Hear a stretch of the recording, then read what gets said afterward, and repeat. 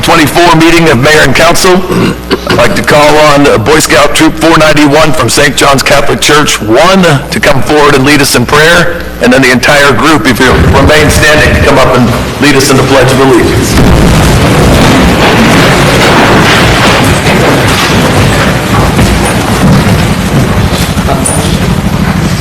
In the name of the Father, and the Son, and the Holy Spirit. Lord, please bless this court and our council, and bless these council members to make righteous decisions that benefit the city, and make sure everyone makes it home safe. Amen.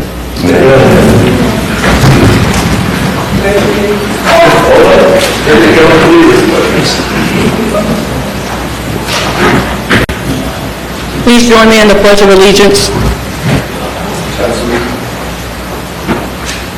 I pledge allegiance to the flag of the United States of America and to the republic which stands one nation under God, indivisible, with liberty and justice for all. Thank you all.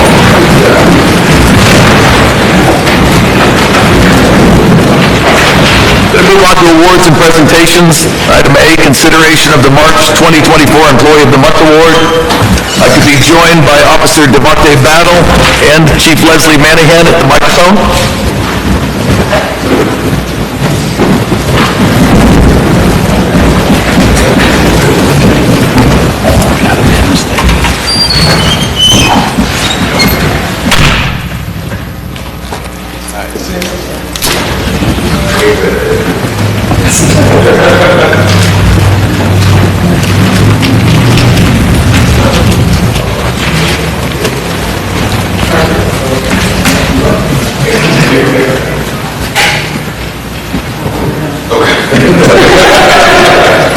Officer Devontae Battle has been with our department since 2015, and currently he is assigned to the SRO at Valdosta High School. Devontae was born and raised in Valdosta, and his purpose of being a police officer, when I read his narrative on his packet, was to give back to his community as a coordinator. What I took a lot of it was to give back to his community. So recently, we were made aware that Officer Battle has been doing that, and we just have not known about it. We found out, I have to read it, so I have to get it right.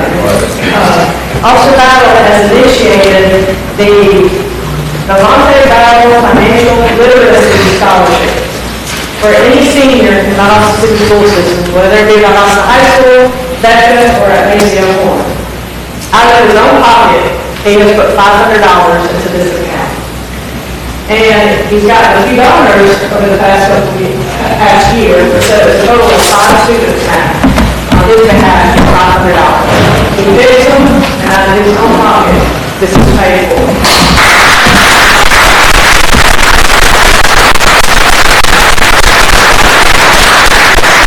For those of y'all who do not know Officer Battle, he is definitely a mentor in our community. He cares about the future. He cares about our youth. I couldn't be more honored to work with this gentleman. He truly does care about the future. He's an asset to not only the Valdosta Police Department, the City of Valdosta, and the Valdosta City Schools, but to our entire community. So on behalf, it's an honor to recognize you as Employee of the Month. Thank you.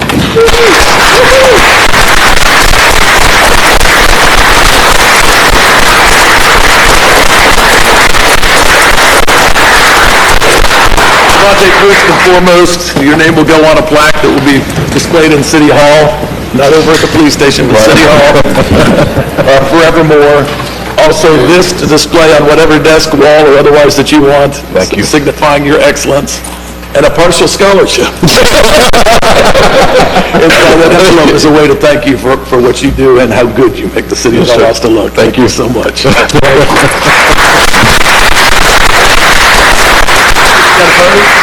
You got it? Thank you very much. Thank you, Chief.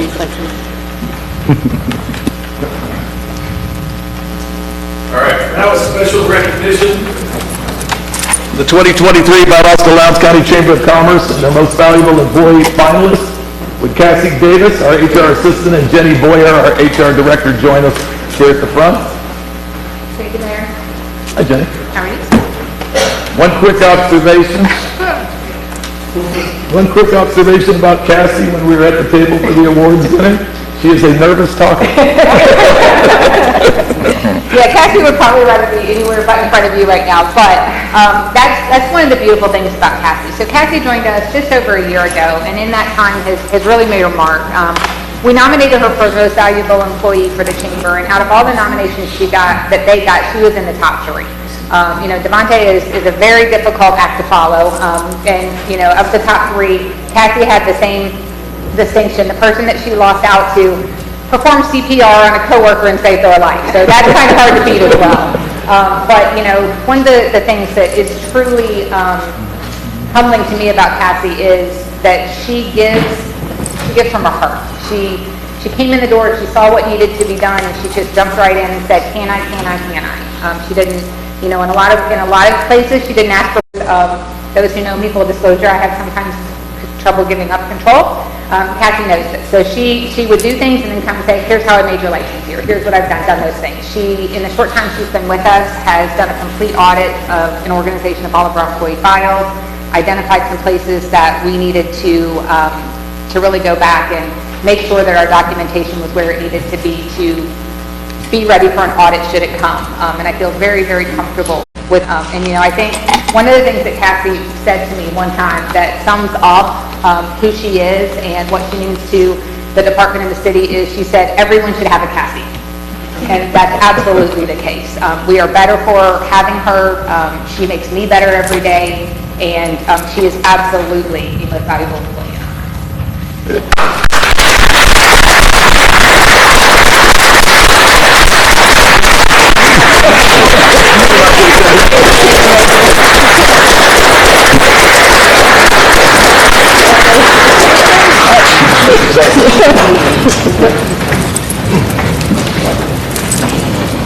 Thank you, Councilman. How are you?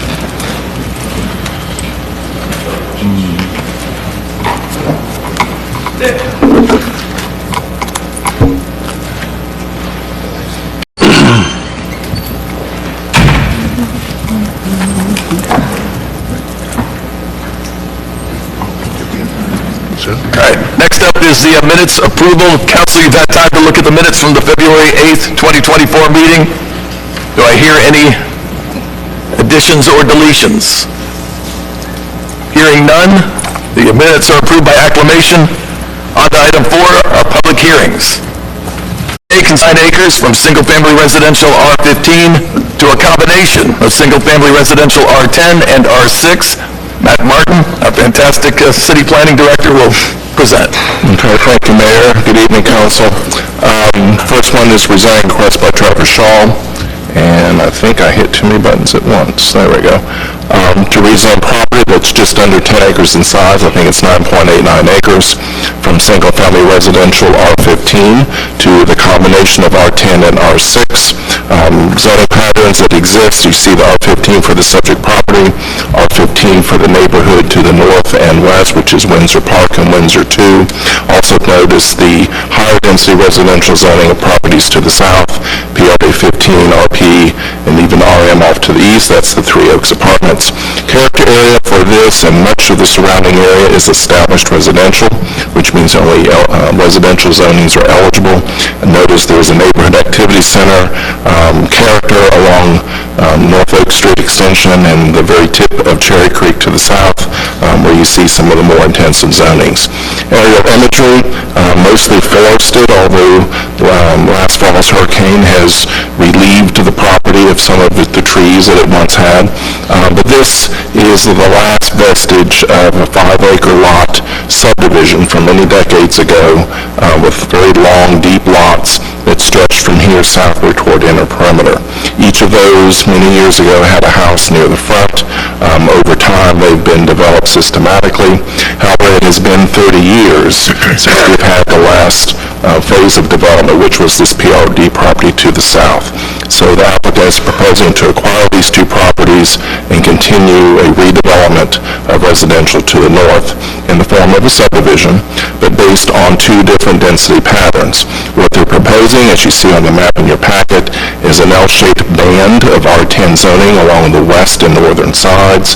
This is where the subject property abuts the R15, so R10 is the next step down, and then R6 for more of the interior, and that coincides with the R6 density of property, or even higher density of property to the south. A quick run through of the photographs. This is one of the houses on the subject property with a long driveway that leads in off of Cherry Creek. Two houses here, both are vacant. The front yards are a little less forested than they used to be.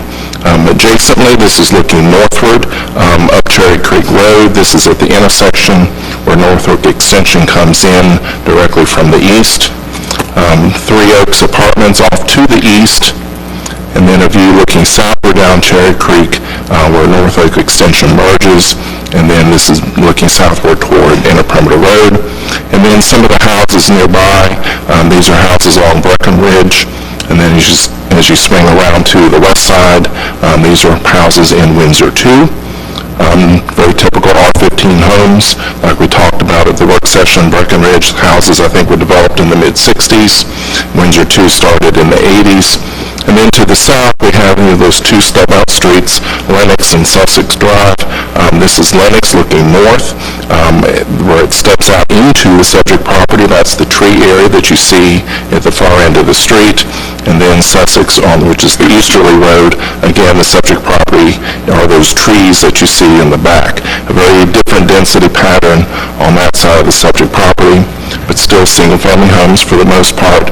Lots are more narrow. Homes meet an R15 size standard, but the very deeper lots. The layout for the conceptual subdivision is in your packet. The shaded area is the area proposed for R10. The rest of it is proposed for R6. Notice the lot areas that the surveyor is showing you here. 10,000 square feet or more for the R10. 10,000 is that minimum requirement. 6,000 is the minimum in the R6. But because of the geography of how the streets must be extended, it actually requires larger than 6,000 square foot lots for most of this R6 area. Most of these are 8,500 or a little bit better. So again, the rezoning is from R15 to a combination of R10 and R6. There's letters of opposition in your packet. We talked about at the work session where some of the neighbors are recommending, instead of R10 and R6, recommending R15 and R10 for part of the property. Planning Commission, of course, conducted their public hearing back on February 26th. They found the request for rezoning as stated consistent with the comprehensive plan, consistent with the standards of exercise of zoning power, which are there in your packet, and they're recommending approval of the request for the split of R10 and R6. Applicants are here, but I'd be glad to answer any questions you may have. Council, any questions for Matt? Matt, with the R15 zoning, if it stays the same, or the way the people who are opposing it, if we were to zone it that way, which way would we have more control over this project? The way the applicant is requesting it, or leaving it the same? Really, it's 6 of one, half a dozen of the other. We're not approving the subdivision layout. However, because of the two streets that must be extended per the development code and only one logical point of access from the east, this street pattern is more or less what it's going to be. It might shift over 10 feet here or there, but it's really simply a matter of density of lots. Okay. But this is a standard rezoning. It is not a plan development, and this is a conceptual layout of the lot design. I played, at least with myself, with my magic marker, different lot configurations as to see how different zonings would affect the number of lots.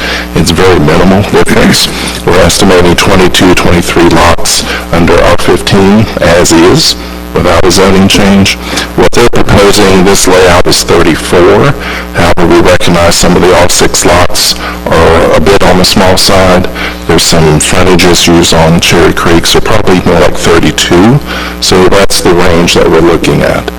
If we change the type of zonings in the interior, we end up with a number between that.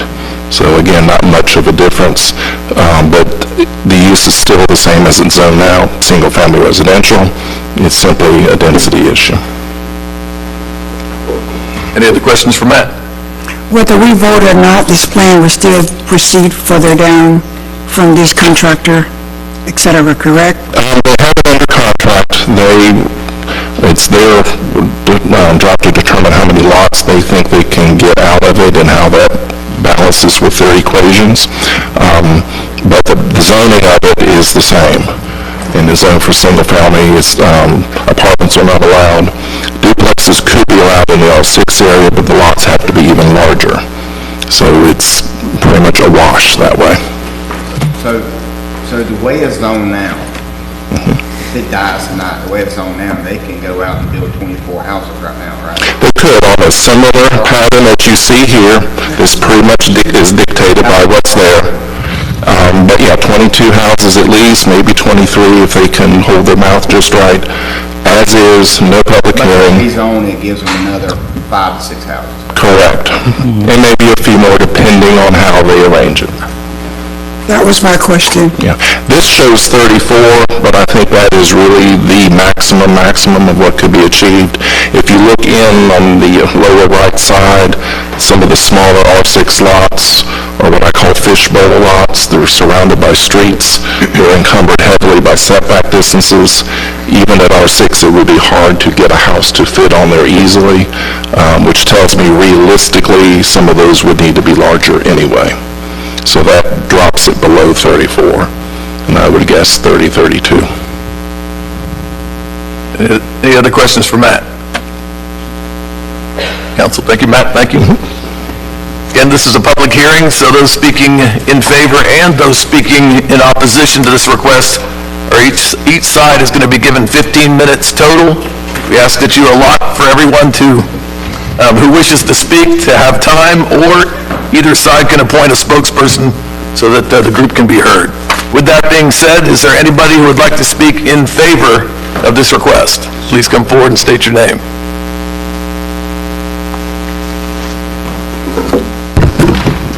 I'm Zachary Cowart on behalf of Trevor Shaw, the developer. I want to hand up kind of some architectural photos of houses that are consistent with what is proposed to be constructed in the subdivision. Mr. Shaw has actually built 2 of those 3 houses.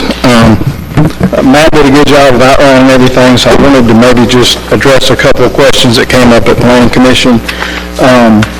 By developing the subdivision in the manner that's outlined, it would actually make the adjoining property owners safer due to the fact that fire trucks and ambulances have a hard time turning around in the more dense area below the proposed rezoning area.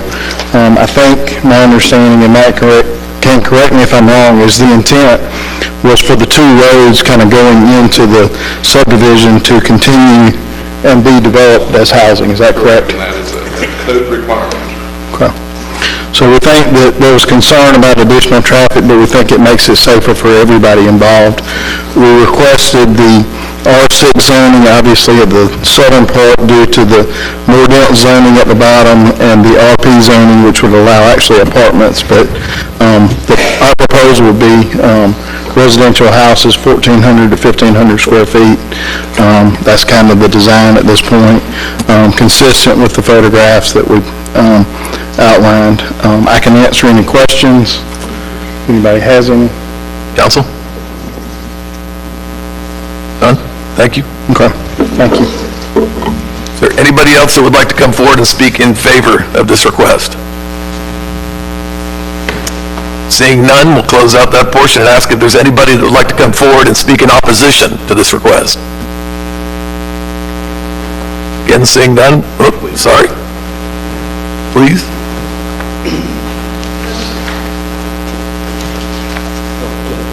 I just have a couple questions.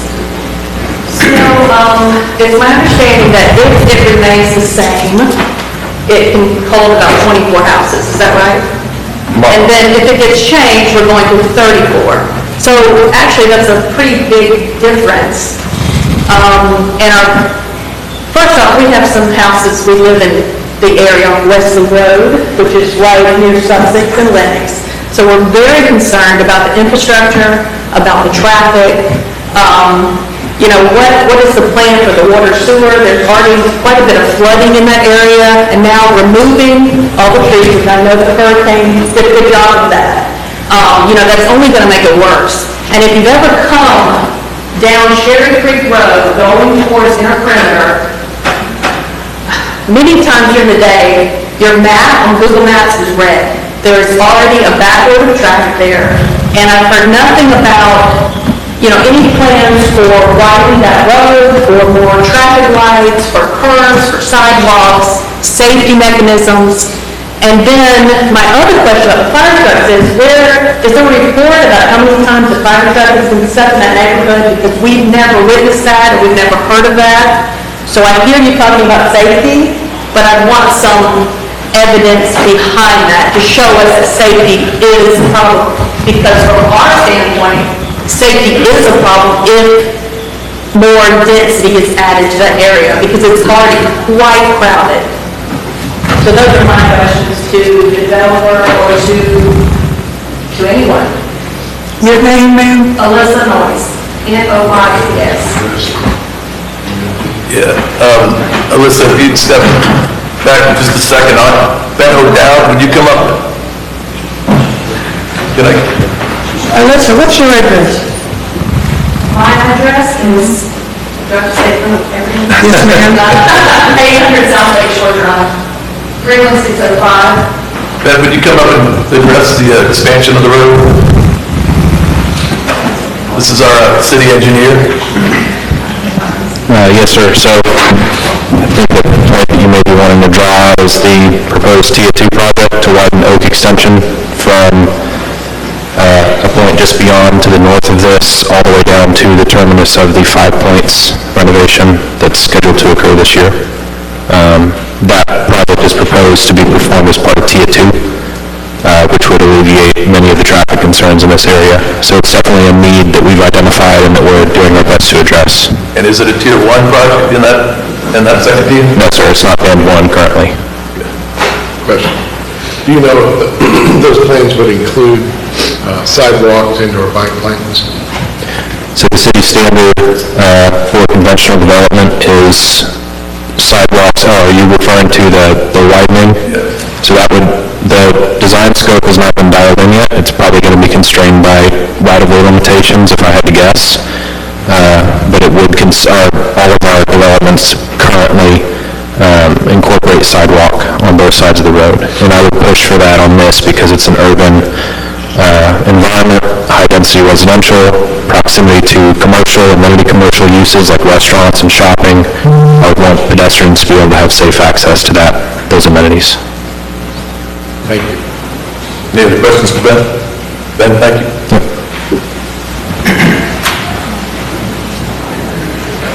Anybody else that would like to speak in opposition to this request?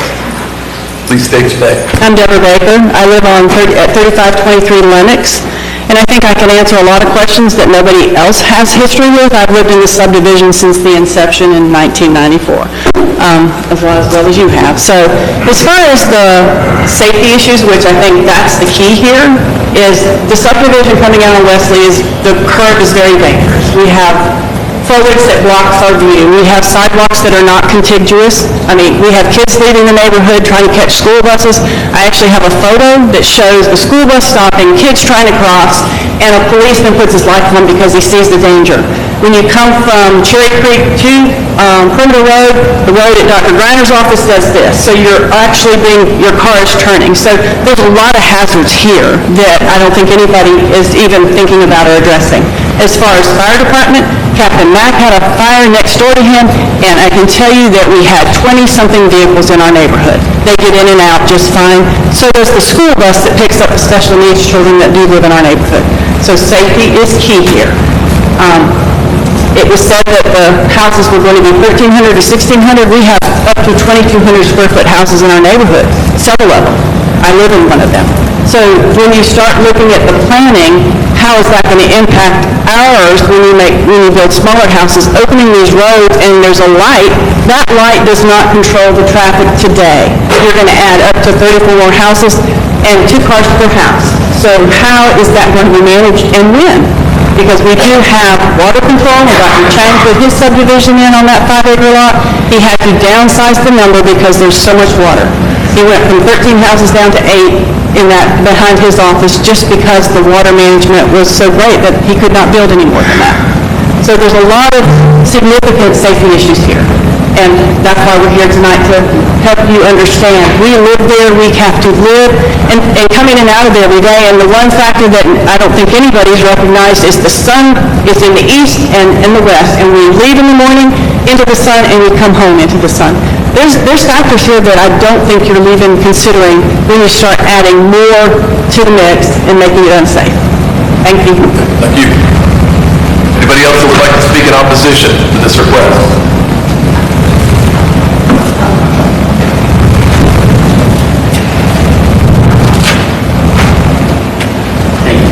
My name is Rahul Shah.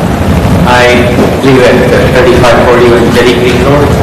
I have sent an email to the mayor and the council members. Hope you had the time to read that and understand my concerns. But my main concern is the traffic on that street, that Oak Street extension, that quite often seen from starting from that split where the Oak Street goes away from the other street, and starting from there all the way up to the north side. Now that is an extensive amount of traffic. I've been here 45 years in this town, and I've seen traffic from nothing to all this development. It is an unmanageable growth that we are talking about. And when you add these 35 more houses into that area, you'll be dumping a lot of traffic, and I really object due to that reason.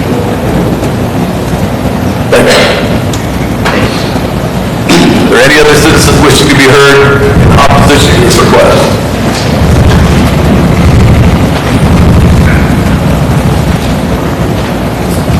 I'm Alexander, and I live across the street in the State and Plantation Farm.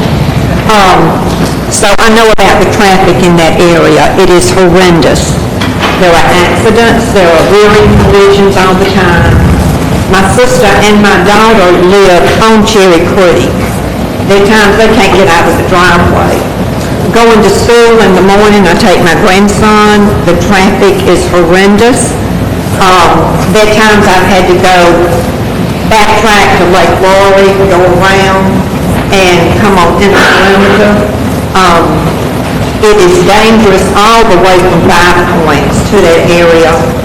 I don't understand how the traffic light is bad now, which really is not doing a very good job. It don't help the situation. My main concern is the traffic flow. What houses are added to that area? And I don't know whether that's any of you have ridden out to that area, whether there's been a study on the traffic flow. But I worry about the danger of traffic accidents. There are rear-end collisions constantly there in front of Dr. Briner's office. I just don't see how any more traffic can be added to that area and it be safe. Your address, ma'am? 3450 State and Plantation Road.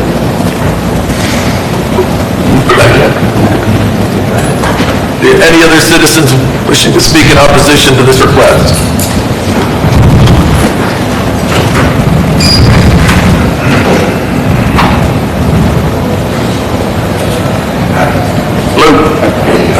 My name's Charles. I support you 174 Way.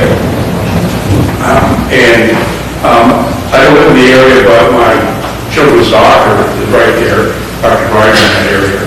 And I know that every time we take them to and from the business doctor visits, pretty precarious getting in and out of there, that area, and it's pretty scary. So I think that probably adding more houses, more traffic flow is just going to increase the problem.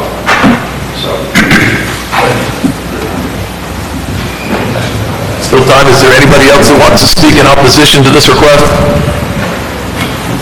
Seeing none, we'll close out this portion of the public hearing and turn it over to council for action. Mr. Mayor, I'd like to make a motion that we approve the recommendation as presented. Second. A motion and a second. Any further comments?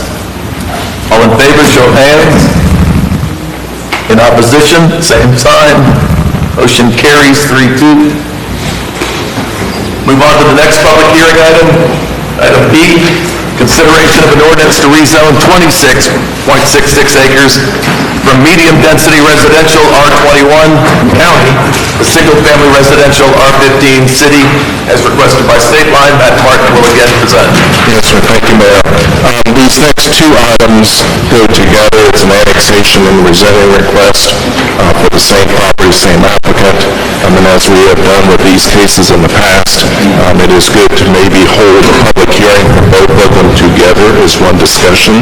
But when it comes time to make motion and vote, we need to vote on the rezoning request first and then on the annexation request. So again, this is annexation rezoning by State Line Investment Management for property located on Mount Zion Church Road. It is immediately adjacent to the city limits to the north and west. The zoning map in your packet and on the screen, you see the R15 zoning area in that direction. That is the Knights Mill subdivision, which is currently in the city limits. All other directions around here are county. Zoning patterns there range from R10, R1, and RA. The subject property is owned R21, which the county uses similar numbering system as we do. 21 means 21,000 square feet. Minimum lot size, or you can think of that as a half acre. R15 is roughly a third of an acre, such as Knights Mill. Land uses are a little bit different.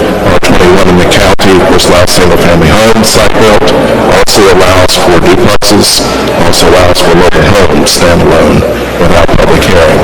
R15 zoning in the city does not allow any of those. It is simply single-family homes, as it always has been. So again, we're all residential, lower density in much of the area surrounding. Character area, this is suburban area because it's right on the outskirts of the city. Aerial imagery tells more of the picture of the different densities. The subject property is all one parcel with one residence that's deep back in the property, a lot of existing trees, a lot of large lots, semi-rural pattern to the east and south, and then the Knights Mill subdivision sticks out pretty prominently. One thing you'll notice on the subject property is a lake that is in the back that has ringed with trees, a very attractive feature that the applicant is proposing to embrace. We have the survey in your packet that shows the overall boundaries, some imagery, photographs nearby. This is the front of the subject property. It's been for sale for some time. The long driveway leading back from Mount Zion Church Road to the house. Adjacent properties, these are some of the houses to the west along Mount Zion Church Road where you have the 1 acre lot zoning. The view looking eastward down Mount Zion, and then directly across the street you see fenced-in large lot development, sort of a semi-rural character. Knights Mill has a nice entrance to the north, and then some of the houses in Knights Mill, and these were built around 15 or so years ago, but an interesting variety of architecture. The applicant is proposing something similar. In your packet is a conceptual layout plan of that R15 subdivision. All of these lots meet or exceed the R15 standard. Notice there's one entrance off the Mount Zion Church Road. In the back of the property, you see the lake that we were talking about. That will also serve as the stormwater management pond, which has yet to be engineered. So the exact configuration of these lots and proximity to the lake are not determined yet, but it'll be very similar to this. One thing I want to point out to you that we did not talk about at the work session is this has one entrance from Mount Zion, which will be a boulevard-style entrance. If you look at the bottom of the map, you see a dashed line feature. That is no access easement, which means all of these lots will face inward to the subdivision. Applicant is proposing, I think, fencing and landscaping really heavy along that area to make a nice, attractive subdivision design. So with that, we've got a rezoning request first, which is to rezone from R21 county to R15 in the city, and then annexation. You go ahead and answer any questions you may have. Planning Commission recommended approval of this after finding consistent with the comprehensive plan, consistent with the city's standards for exercise of zoning power, and of course with the annexation. As we talked about in the work session, Lowndes County was given proper notice. They have not raised any objections to the annexation. Again, any questions for me? Any questions for Matt? Matt, thank you. Again, this is a public hearing item. Is there anybody that would like to come forward and speak in favor of this request?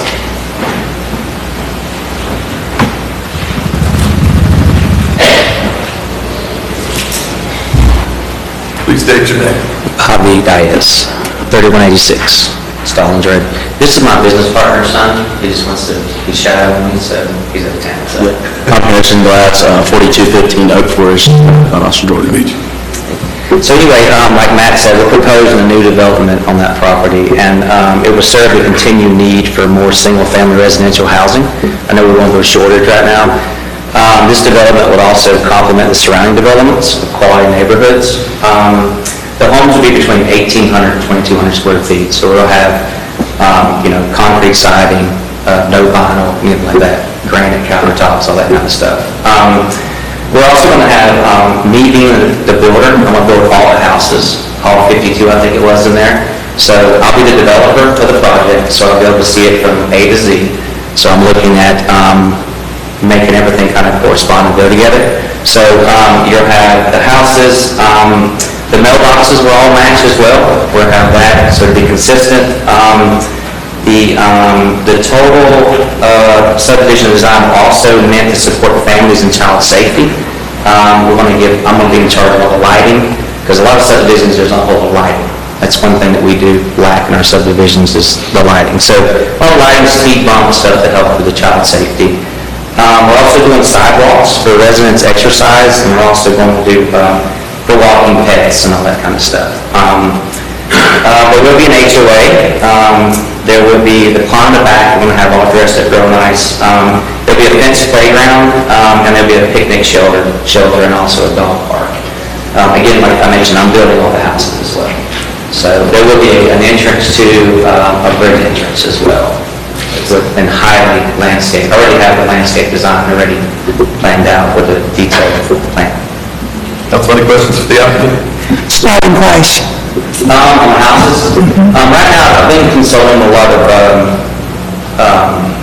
appraisers and stuff now. So the houses are going to be probably in the maybe below the mid 300s. Some of them might be creeping up. The higher, bigger houses might be right at 400,000. So I've actually done my due diligence when it comes to looking what price point is selling and how we can actually cater to the new people coming in this community. So, thank you. You're welcome. Any other questions? Thank you. Appreciate it. Thanks. Is there anybody else that would like to come forward and speak in favor of this request? Seeing none, is there anybody that would like to come and speak in opposition to this request? Again, seeing none, I'll turn it over to council for action. Mayor, I'd like to make a motion that we approve the rezoning request from R21 County to R15. Second. A motion and a second. Any further comments? All in favor, show of hands. Council, thank you. Matt, do you want to speak again on the rezoning or go right into the vote? Not necessarily, she has some questions about the annexation, but that's the next item on your agenda. Council, you have it before you.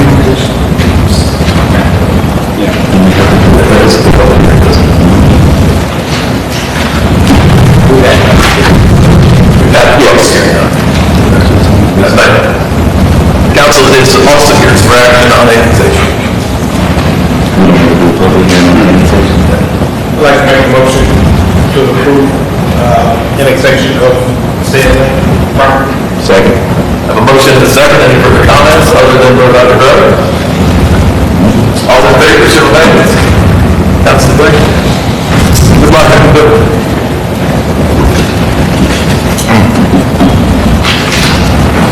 Move on to ordinances and resolutions. Item 5, consideration of a resolution authorizing the mayor to execute an agreement with the Georgia Department of Transportation for 5307 funding of the city of Valdosta on-demand transportation. Chuck Dinkins, our finance director, to present. Thank you, Mr. Mayor. This is a resolution to sign a contract with the Georgia Department of Transportation for the acceptance of our 5307 funding for Valdosta On Demand. The contract calls for $1,455,529 of federal funding, $90,971 of state funding, and $698,276 of local funding for the FY24 5307 plan. I'll be happy to take any questions you may have. Council, any questions for Chuck? Chuck? Thank you. Council, it's your fraction. Mayor, make a motion to approve the request as presented. Second. A motion and a second. Any further comments? All in favor, show of hands.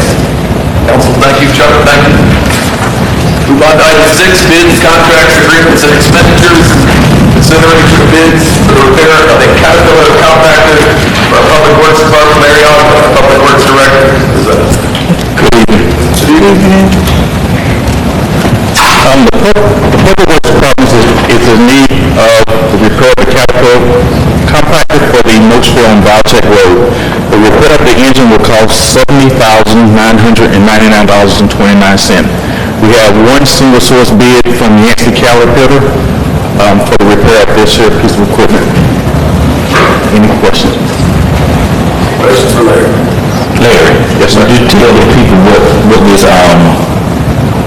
is used for, what the Caterpillar compactor is used, where it's used, and what it's used to do? This piece of equipment is used at the landfill, or excuse me, at the Moatsville Valtech Road.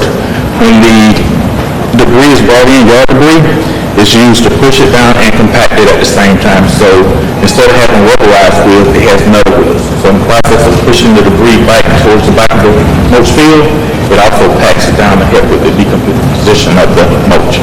Thank you. Would you also tell them how much a brand new one would cost? I was going to be the same. Yes, if we were to purchase a brand new Caterpillar, it was around $650,000. The one that we currently have was purchased in 1993, and we paid $180,000 for that one. So with this particular warranty on this one, it'll be a 5-year warranty with 6,000 hours, whichever comes first. Council, any further questions for Larry? Larry, thank you. Thank you. Council, it's yours for action. Mayor, I make a motion to approve this request presented by Mr. Larry Ogden. Second. Motion and second. Any further comments? All in favor, show of hands. Very well done. Council, well done. Thank you. Item B, consideration of bids for stormwater improvements to the street drainage system located at Oakdale Drive and Sherwood Drive, Meadow Down returns. To present. Good evening, Mayor and Council. As we went over during the work session, this is part of our preventative maintenance program for our stormwater system. The pipe in question is a 48-inch corrugated metal pipe. It's 50 years old, and it's nearing the end of its useful life. So we put out to bid for the replacement of this pipe and a couple others surrounding it, and we got a good bid spread. We got good bid attendance, and the lowest responsible bidder on the project was Saffin Contractors at $322,866.25. We are recommending approval, but I'm here to answer any questions that you might have. Council, any further questions for Ben? Thank you. Council, again, it's yours for action. Mayor, I make a motion to approve the bid as stated. Second. Motion and a second. Any further comments? All in favor, show of hands. Council, thank you. Ben, thank you. Final one, local funding and request, consideration of request to approve payment for emergency repairs to a sanitary sewer line at Knights Creek off Highway 84 and Blanchard Street. Jason Barnes, our Assistant Utility Director, will present. Good evening, Mayor and Council. Good evening. This is the approved payment for the emergency repair to a sanitary sewer line near Knights Creek off of Highway 84 in Blanchard. On February 16, 2023, we received a call to significant reduction in flow was detected at the Mud Creek Water Pollution Control Plant. The staff immediately commenced an investigation to identify the location of a 21-inch diameter sanitary sewer trunk line that was located near the intersection of Highway 84 and Blanchard. little bit of facts and issues. The existing 21-inch ductile iron pipe was deteriorated due to sewer gases getting to the top of the pipe, making corroding them, which the ductile iron pipe has been a common problem for that, as far as sewer gases getting into the top on the ductile iron pipe, making where it would deteriorate. So this scope of works for this emergency repair or provide and maintain the bypass, clear 20-30-foot additional easement, provide and install plus or minus 803 linear feet of 24-inch and of standard dimension ratio and 26 gravity sewer main by method of open cut, 14 to 19 in depth, and then provide and install 3 6-foot diameter manholes that will be epoxy lined, and then provide and install and maintain dewatering. So the staff recommends to you tonight to authorize payment to RPI in the amount of $1,512,621 for this emergency repair. I'll be glad to answer any questions. Council, any questions for Jason? Jason, thank you. Thank you. Council, big one for your action. Mr. Mayor, I make a request that we approve this request presented. Second. A motion and a second. Any further comments? All in favor, show of hands. Council, thank you. Jason, thank you. We'll move on to citizens to be heard, portion of the evening that we ask you to come forward, state your name and address so we can have it for the record. Our policy requires you stay under 3 minutes so that others have time to be heard. Again, please direct all comments to council as a whole. Do not attempt to engage individual members in debate. It is the council's policy to follow through with you almost immediately. Additionally, we ask that groups that want to address the council designate a spokesperson so again, everybody can be heard. With that being said, are there any citizens wishing to be heard tonight? Please come forward. Hey, how are you? How you doing? Good evening. We look forward to Shannon Circle. Nice to see y'all today. Some of y'all, we just had that beautiful meeting, that means session, for housing. We've actually been talking to folks in the community about that. Since my office doesn't work, we've heard a lot of horror stories about dealing with housing and what it's like to rent in Valdosta. And Valdosta doesn't deserve that reputation. That even extends to other resources that a lot of community members are looking to, that they need in the community. They don't necessarily know they're there or how to tap into those. I'm coming today to y'all with a solution to that problem. I'm proposing that we do a resource fair.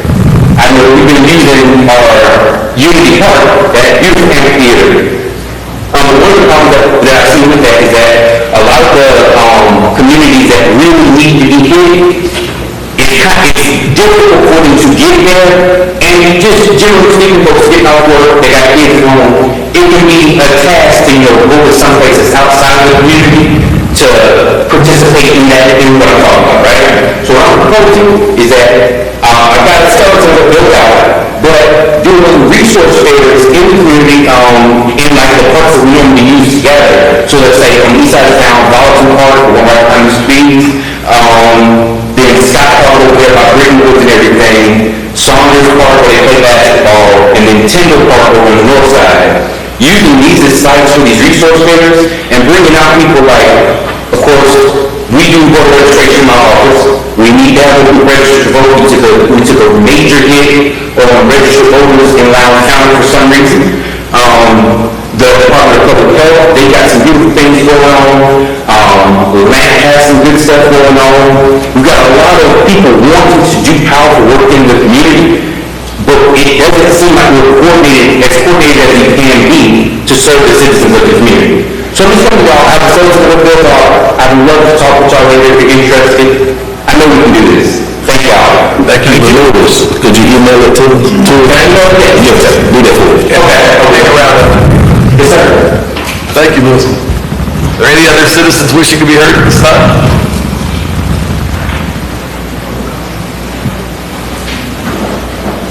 Sure, my name is Lula Lawson, and I'm here to support council on the good car. And then a street care. I live in a high crime area, and I want to say I'm not a crazy old lady that y'all might be very expected. I have like asked you to verify, to come verify the groups that he's at the meeting. We need a count drugs real bad, you know, people, put them on somebody else's land and make it a hideout and send them over the fence. I mean, even all of it, when I say that, I got a video, I can prove, with a drug house, I mean, a drug hideout is in my backyard. That the guy, they was harassing me to do drugs there, no drug dealers. No, it was a history of being drug dealers. And I can't get anything done because I don't have no proof.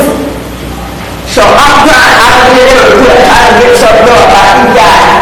And this is like, if I can be an old lady, I can't get that done because nobody will believe me. I've been up to this problem for 4 years, and ain't got that done yet. And these guys are trying to do whatever they can to run me off. They're liberated, and feel down the street for me. They don't have the same problem that I'm dealing with. People trying to run out the neighborhood. And so, I'd like to see cameras in that area. But so many reasons I can't stand up here and discuss all of it. But we do need cameras in that area. Mr. What's your address? No, ma'am. Don't give it to her. Don't call it out. Please talk to the chief. Please stay until after the meeting, we'll come. Yes. Maybe trying to make people say that I'm crazy, not making up, so this is didn't happen. Yes, ma'am. So they were down the street, down the same way they've been there 24 years. And these same drug guys are trying to run them all like it is.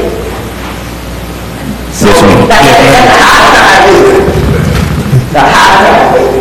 Yeah. We'll come find you as soon as the meeting's over. Take the time. So we'll come find you in just a few minutes when the meeting's over. Yes, ma'am. Thank you. Are there any other citizens wishing to be heard at this time? Yes. Thank you. Yes, 612 Second Avenue. Name? Freeman, Steve Freeman. I moved here from West Palm Beach, Florida, and I've been here for 3 years. Like I said, I've been complaining about a house that's been sitting there for as long as I've been here. They condemned the house. It's at 800 First Street. I've been getting complaints about the house. They go out to the house and I get inside of it doing drugs. So it's kind of strange that she's saying things like that in here now. But I done came up here since I've been here about this house. Nothing's being done. So I don't know if any of y'all that can do anything, but it seems to be a waste. Because I keep coming back to the same problem. My house was shut down when I bought my house. That's 126 years old. Now, it's kind of funny that they shut my house down, but you got a house sitting next door to me, and me and the lady that's across the street named Miss Blue, which is 103 years old. She's sitting on her porch watching the same thing I'm watching. And also I got another problem to address. Is it a trash here? Is it a problem with that? You don't even know what to put outside the road anymore now. Every time you put something out, they want to charge you for it. So they say, put it outside the road, they'll pick it up. Then next thing you know, it's charging your bill. So I got a solution for you. Let's just hire outside the waste and just disregard all the headaches. Just hire outside the waste and let them just pick up the trash, and if it's a problem, I can go there and complain so they come and complain to y'all. Because you're charging me for trash I put outside the road, and then your trash trucks are right past the trash. Because on the Logan Street, if you ride up on Logan Street right now, they find one house there, but the trash is still sitting there. And it's a nuisance to look at. So you're talking about cleaning the city up? This must be a problem for somebody. Because you're riding like the guy's riding right past the trash. And if it's so lazy to pick up the trash, how do you know to put it outside the road? Because you're charging me for everything I put outside the road. You're adding to my water bill. So this is going to be a problem. You're talking about cleaning about our stuff? It's a problem for somebody. Since I've been here, I've been having this problem. My house got shut down twice. If you pull the records, you shut my house down because there's a problem. I cleaned the alley out. So I'm I'm just saying, they need to hire outside of Wilson to take care of this problem. Mr. Freeman, when you say they shut your house down, what is, It was a problem that, it was an alley behind me that was trash, like I cleaned the alley out. I put the trash outside on the road. And then they fined me, then they shut my house down because it was in the ordinance with some other code for stuff that was, trash had been put out. So they shut my house down. So I had to come in and pay the fine, and then they released the house to be, I can go back in it again. So it's a problem here with trash and order houses. Right after the meeting. Have you seen your house? Yes, I'm right across from the school. And another thing I'd like to ask you, is it a way to get some count? We'll find you, it'll be more effective when we come talk to you after the meeting. All right, thank you. Thank you. Are there any other citizens wishing to be heard at this time?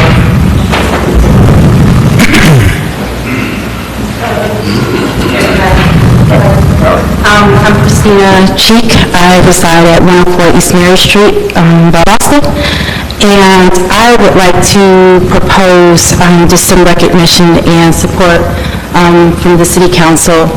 So, Black women are 3 or 4 times more likely to die during pregnancy-related causes or during birth. The highest risk is during the postpartum period, and one of the highest risks for maternal mortality are perinatal mood disorders, which Black women suffer from at a very high rate. 1 in 5 to 7 women will experience a postpartum mood disorder, and also men are highly affected by this as well, and it's often ignored. We are also at a higher risk for morbidities such as preterm birth, preeclampsia, pregnancy-induced hypertension, hemorrhage, cardiomyopathy, and undiagnosed perinatal mood disorders such as postpartum depression and anxiety. We suffer from high poverty rates, and because of that, we have inequitable care, especially if we are poor and in Medicaid. Some of the issues that we face that affect Black maternal health are issues with racism, implicit bias, and stereotypes from our care providers. We are often not heard and listened to when we come in for our concerns, and because of that, we have high rates of health disparities. Maternal child health programs have been cut in our city. Throughout the state, home visiting and community health workers have been key in filling in those gaps. We also suffer from low breastfeeding rates, and one of the ways to simply reduce the incidence of infant mortality is to promote breastfeeding, and we can also, by breastfeeding, reduce sleep-related incidents as well. Valdosta was formerly a hotspot for infant mortality, but due to the efforts of community health workers and public health programs, it has been reduced to a warm spot, and we see the rates have dropped. We are currently affected by single-family households, where households are led by women. And so all of this, I would like to just ask that in the month of April, that I can gain the support of the City Council of Valdosta to recognize Black Maternal Health Week by a public proclamation. I am the founder of a budding nonprofit called Sister Girl Birth Initiative, and I would just like to have y'all support in order to bring light to the community for these issues. Thank you. Yeah, that's an easy one. Thank you, Christina. Any other citizens wishing to be heard at this time?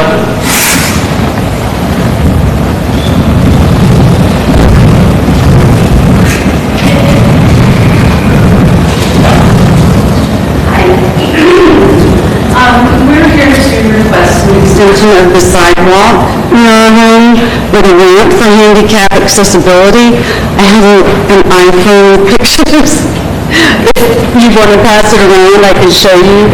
We live near the intersection of Williams and Ann, and the sidewalk comes down as far as the first lot at that intersection, and then it becomes grass, and there is no ramp to enable my daughter, who is in the master's program at Valdosta State, to get to classes and get to where she needs to be, and she's nervous about going outside across the road because I see super speeders because the speed limit is 35, but apparently nobody else does. but we would appreciate the extension of the sidewalk and be able to have a ramp so that she could go to N Street. Sorry.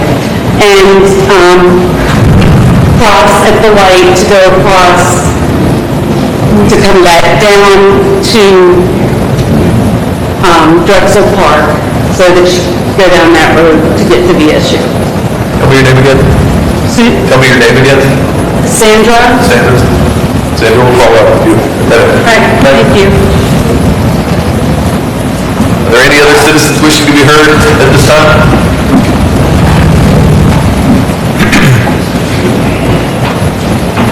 Hi, Mayor Johnson. Hey. Good to see you out there. I put some information before you. Oh, I'm sorry. I'm Samantha Matthews, 4069 Conway Circle. Thank you for your support of the Turner Center for the Arts. We are just so thankful to have really great leadership in our community that supports arts and culture. You'll see in front of you there's some handouts. One of them is as you remember, we won a $90,000 matching grant for 3 years of free live outdoor music events. And we're in year 2. And so the third 8x10 is the list of all the concerts that are coming up. It starts on March 15th, okay? I'm trying to look around and see, do I remember any of you guys? No, I really don't. I remember Mayor being at one. I'm telling you, you're really missing out on some really good community building time. Music draws people together all walks of life. Nothing separates people when you're on a lawn with a lawn chair and you're just watching music. It's a beautiful look at community the way it is here in Valdosta. A lot of the people that we have on the schedule for this year are American Got Talent, American Idol, and Voice winners, so you'll be very pleased. You also have something in invitation to the Music Appreciation Series. It's our 4th concert. This duo violin group, I think their brothers are out of Miami, Florida. They are phenomenal. You will not want to miss that. Please let me bless you with some free tickets to that. This weekend we're proud to have a Broadway show, Little Women. It's the first time Little Women has been released from Broadway in over 10 years. It is at the Barack Obama at the Valdosta Performing Arts Center. That was a tongue twister. This Sunday, March 10th at 4 o'clock. And the last thing I want to do is invite you to the Art of Writing contest. I come before to show you the book of the anthology of all the writers in our area. We have 130 kids this year who entered poetry, nonfiction, and fiction works of art. They're vying for $2,500 in cash prizes that when you read their work, it will just blow your mind. It just is so raw and beautiful out of the mouth of our babies. So hopefully you'll come to that. That's a free event. That's Monday, March 18th at 6 p.m. Please come and see what your kids are doing and come and see what the Art Center is doing with them. This is Youth Art Month, so happy Youth Art Month. Last Sunday, blow your mind, we had 2,134 people come through in a 3-hour period. Kids, their parents, their grandparents, or neighbors, who knows, but there was that crowd last Sunday. Last month, the month of February, we had 5,000 people come through the programming of the Turner Center for the Arts. That's all the program that we offer. 5,000 people. That's amazing. It's happening right in your backyard. Hope to see you on March 15th at the show. Samantha, thank you. Good job. Going to make her talk about the city photo contest, but she ran out of time. Are there any more citizens wishing to be heard at this time?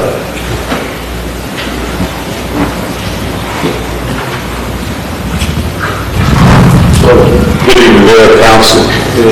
My name is Oscar Lee Griffith Jr. I reside at 824 Sand Crane Circle, Lake Park, Georgia, 31636. I own a house at 204 Ewell Street, here in Valdosta, Georgia, 31601. I have a problem with my trash being picked up. Since October, I have called Public Works more than 2 times each month. I have spoken with the city manager. I have came up here and talked with the city manager. They come, it's the only house on the street. They pick up my trash 1 or 2 weeks, and then the daggone wheels fall off. I just don't understand it.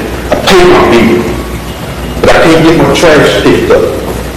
I should not have to take time out of my busy schedule to call Public Works to ask them to pick up my trash. That's not my job. Out of 6 months, the supervisor should have been notified. Supervisor should come out and check to see, hey, I got an issue at this house. Let me see if these guys take the trash. Somebody is not doing their job. It needs to be looked at. I understand, you can take a shortcut and pick out what they say about it. Happy wife, happy life. I don't need my wife to go out and look at the trash can and then come to me and say, why didn't you pick up the trash? I don't know, I work for the city. But I pay my money. And I should get my service that I pay for. That's all I'm saying. I'm pretty sure I'm not wrong. When I heard the gentleman come up, he got the same problem. So there is a disconnect somewhere. But I should not. It's not my job. I don't get paid to call the city to say, hey, I gotta put my trash today. So can we kind of fix the problem? 6 months. The city been taking my money 6 months, and then I got to still call to get my trash picked up. That's unacceptable. We'll fix your problem. Thank you. Thank you. Are there any other citizens wishing to be heard at this time? Seeing none, we'll close out this portion of the meeting and move on to the city manager's report. Mr. Hardy. Good evening, Mayor and Council. We have a lot of activities going on within the next 2 to 3 weeks throughout the city.